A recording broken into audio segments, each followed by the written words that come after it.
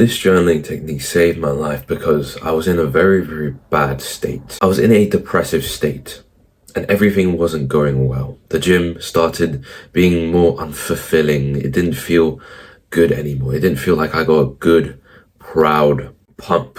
But now, after using this journaling technique, I've dug deep into my true problems. Instead of just saying, oh, I'm depressed because I did this the other day, because I accidentally went into a rabbit hole of scrolling through social media. That's why I'm depressed. No. I believe it's something deeper than that. And now I am a completely different person. I am in a completely different state. I literally have better workouts now, better presence with people, better social interactions. And most importantly, my work is fun again. There is nothing else in the world I would rather do than work. That is how fun it got, because I've gotten rid of all of the problems and all of the things that blocked me from doing the work that I love doing. And so essentially, I'm going to name some symptoms now, and if you relate to any of these symptoms, then chances are this technique, it will change you so much that you didn't even know was possible to change this much, at least in an emotional, mental state. And so symptom number one is if you feel busy for the whole day. Let's say you're doing a lot of work, a lot of tasks, but you don't feel like you've done anything. That is number one symptom. Number two is all areas of your life, it feels sort of lacking in enthusiasm. And for me specifically, this was especially strong in the gym. There was a strong lack of enthusiasm in the gym. I still went anyways because it's like a habit now to go to the gym, and I'm disciplined, right? But it just didn't feel good after most of my workouts. It did not feel like I did something. I wasn't proud of them. Number three is if you've once upon a time found your work or your passion or your hobby super, super enjoyable, but now it seems to have trailed off. It seems to have gone more depressing, repetitive, dull. If you once felt an intense, fulfilling, and enjoyable effect with it, not just enjoyable, it has to be fulfilling, right? And fulfilling, it's sort of a different feeling than enjoyable. I know I'm going on a side tangent, but bear with me, it'll be quick.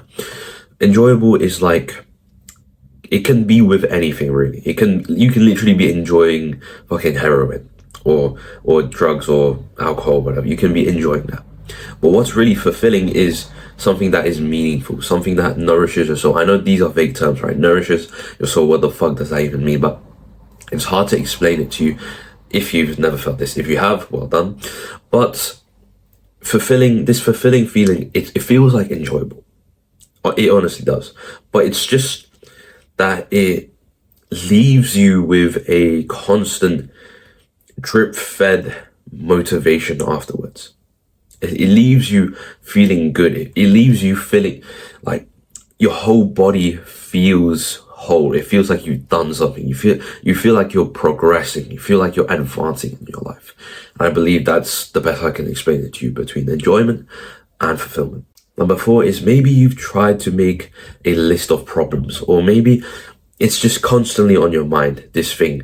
It's constantly on your mind. How do I fix this? Or maybe it's this. Maybe I have to fix that. And maybe even if you truly wanted to fix this problem, and this is the mistake that I did, you've made a whole list of all the problems, all the things you can fix. Maybe it's tidying your bed even. Maybe it's changing up your gym routine, finding new techniques. That isn't the core problem. Even if you go and fix all of that, tidy up your room, because honestly, bro, most of the time when we want to unfuck our lives or make it better, stop being overwhelmed, is we often transmute and mistake that for wanting to tidy up your room, tidy up everything, clean up, but it never really solves it on a deep level. It solves it momentarily, but it comes back. That dull, depressive feeling comes back. At least it did for me. And so the fifth symptom is no real reward for being disciplined. If you're super disciplined, you're waking up early, you're going to a gym when you don't want to, but you don't get that same reward anymore. You don't get that same dopamine feeling like, they don't know me. They don't know me, son. Who's going to carry the boat? you don't get that discipline thing. You don't get that cool motivational feeling after you've done the discipline thing or during, because it usually happens like this, right? You're not disciplined, you want to be disciplined, you go ahead and take every ounce of courage, every ounce of willpower in you to go do the discipline thing, and then once you're doing it for a while, and then after, you get this high effect, you get this nice dopamine rush, this really nice fulfilling feeling. If it isn't there, it is so much harder to be disciplined, even if you're David Goggins. And last but not least, this is my example, right? I've tried changing it with Tony Robbins' like state change. So he said, you don't get depressed, you do depress. So basically what his theory is you gotta change your body language. You gotta get high energy again through changing your body language, like fucking running, jumping around, and like smiling and shit, right? And then that is when you change your brain into a happy person momentarily. And then once you're a happy person, you can think happy thoughts. And then once those happy thoughts come, it breaks you out the cycle of getting depressive thoughts.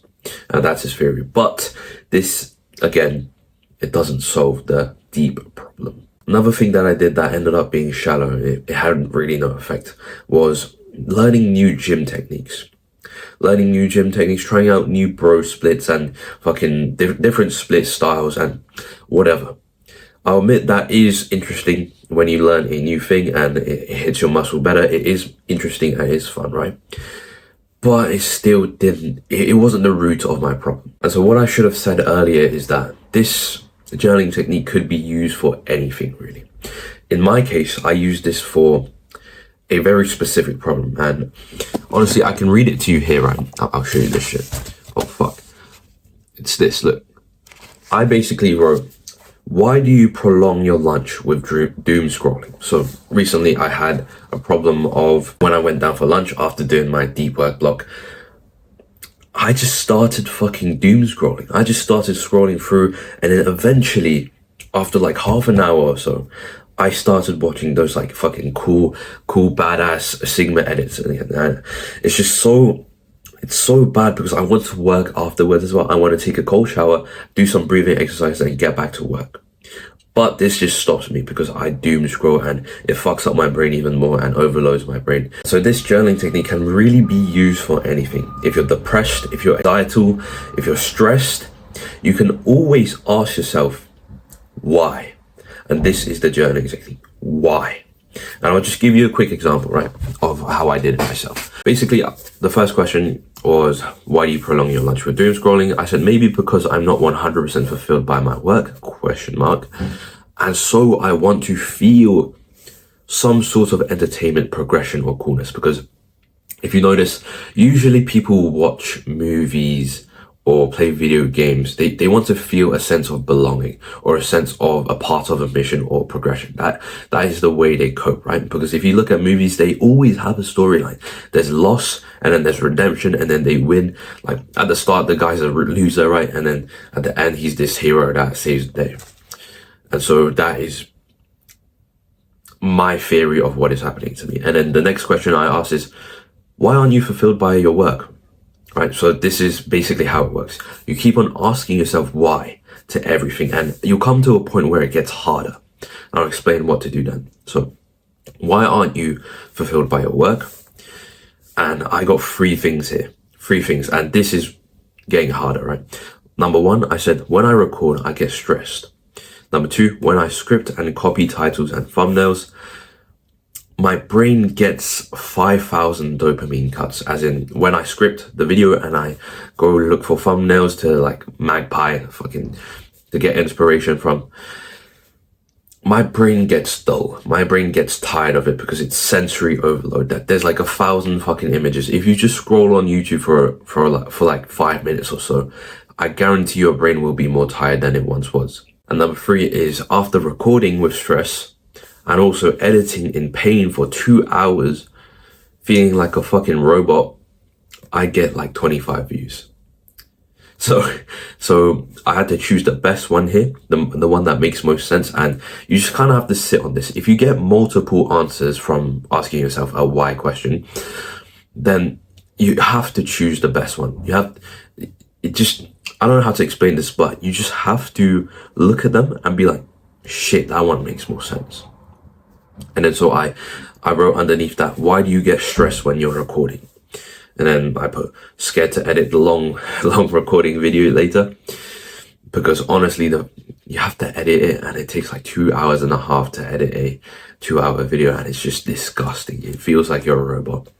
And number 2 is phone battery or storage running out. And 3 is scared viewers are gonna click away. So underneath that, I have, why are you scared to edit?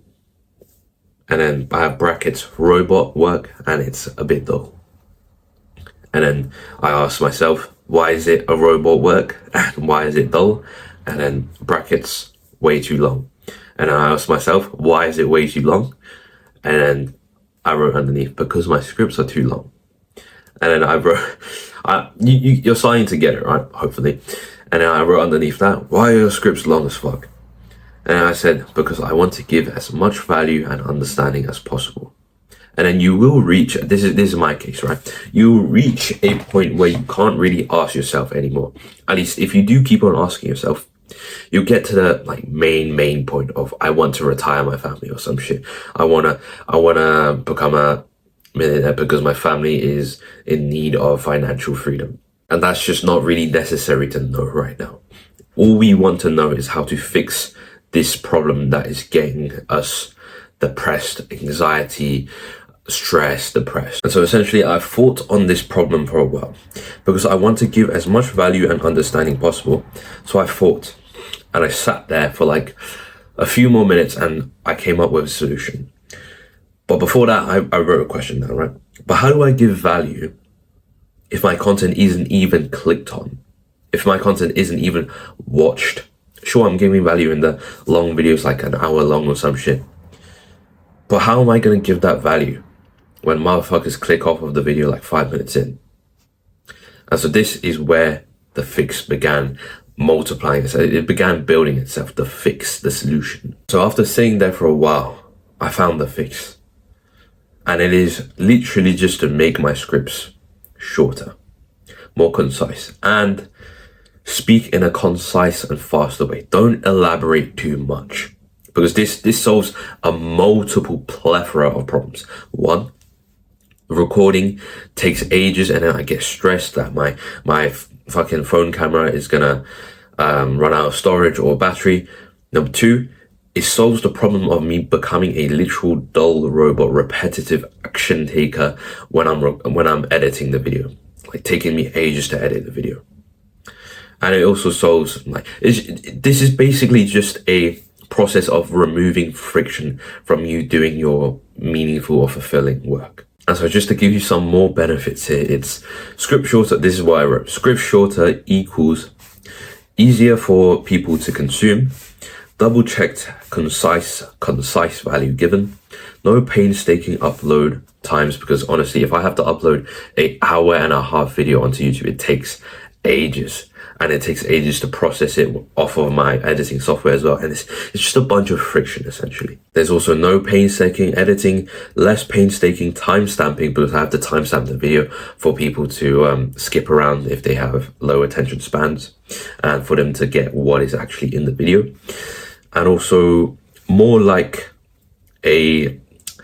You know the channel On Point Fresh, or these motherfuckers that have like, you know the thumbnail, it's like a guy taking a cold shower, a guy running, and a guy fucking reading or some shit, and then there's the middle, become attractive AF. Yeah, essentially I was searching on YouTube, I was just moping around, I was looking at other channels, comparing them to mine. I was like, holy shit, how did this guy get 2.4 million views in a video where he literally just tells you the most basic shit of get a haircut, take a shower, put on some cologne, put on some aftershave. Bro got 2.4 million views and like 300k likes from that. And I was like, what the fuck? And so from then on, I realized it's all about the packaging. If I can package all of this knowledge, all of those full guides into shorter, more simpler for people to understand videos, oh boy. And so essentially you can begin to see how you can use this yourself, right? Just keep on asking yourself why. So for example, today I'm feeling depressed. Why are you feeling depressed? Today someone at school called me fat. Why did they call me fat? Because I'm fat. Why am I fat? Because I eat a bunch of McDonald's. Why do I eat a bunch of McDonald's? Because my mental health is really bad. Why is your mental health really bad? And then you just begin to come down to the core problem. And a lot of the times you find that the core problem is substantially different than the top. So originally at the top, you thought you were fat and you're depressed. You gotta do some more happy shit. You gotta go to nature, or you gotta start going gym. But as you go down, maybe it's meditation that you have to do. Maybe it's a mental health problem that's leading you to binge eating. And that is where you solve the problem, and that is where you change your life. Now, I have some tips here to prevent this from happening in the future again, to prevent this deep, solidified problem from influencing your life again. Or at least how I will prevent this for myself, because honestly, you have to do the journal thing to actually find out what you have to do to prevent this in the future. But I'll just give you some now. One is you have to understand how easily you can get desires from anything. An influencer says that, oh, buy my sports drink, or buy my product because it's insanely good. Oh, mountain climbing is insanely good for you. And then you just keep on getting these desires. You have to start noticing them. You have to start noticing whenever a desire comes into your mind.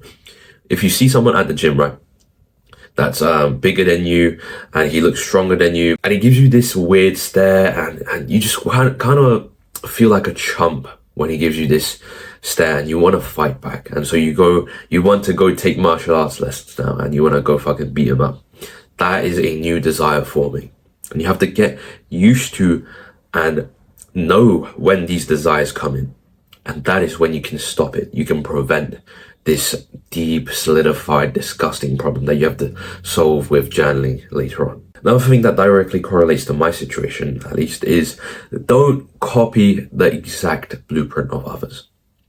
Why I decided to do long form videos is, one, I used to find it very, very exciting. I used to find it more valuable, and it's just more of a use of my time. And most importantly, I copied a certain self-help guru. The third thing on how to prevent it in the future is know the balance of the worker, the solid grinder, the entrepreneur type of person, and the creative.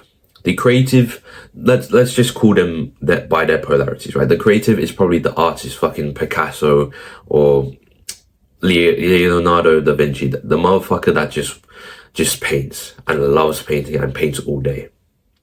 Because that is literally his life. That is his purpose. And the guy who just does the work, focuses on practicality first, does the fucking Excel spreadsheets, does the Facebook ads, this guy is more than likely depressed. But he just gets on with it. He just gets on with the work. So you have to find the balance for yourself. Can you handle this shit? And do you need this shit right now? Or can you afford to be more creative? And so essentially, I believe I'm like a little bit over here, right? So the spectrum is this, and I'm like 70% of the way to creative. I'm like here, not in the middle, a little bit over here. And I find that works for me best because it provides so much more enjoyment. And especially for this hustle pursuit of mine, it requires a little bit of creativity. I'm not gonna lie. Even on the camera, your body language, the way you speak, your stories, it requires a little bit of creative. And not to mention creativity, it brings me a lot of happiness. And last but not least is the saying, how you do one thing in life is how you do everything else. So if you're I don't like to use this word, but if you're a chump and you leave things unfinished, you don't go through and finish them properly and well, you don't do them to a professional standard, then you're going to do everything else in life to a chump standard, and unprofessional. That is a rule from a really smart guy called Sam Evans. There is an excellent program in the description below that is personally made by me, and it's the first thing I'm actually proud of, my first creation that I'm super proud of. And it's essentially a 28-day fitness journey where I take you hand by hand for 4 weeks straight with 4-hour calls, one per week, and with all of the other benefits like daily accountability texting, live gym calls. You can literally call me in the gym live. And you can even get tailored videos from me, whether you want me to show you that bench form, how to squat, and all of this value, this amazing value, comes with a risk-free guarantee. And that guarantee is you can cancel whenever you want and get 100% of your money back. Even when it's on the last call, on the last day. If you feel that we have made no progress at all, then you can cancel. And with that being said, thank you so much for watching this video.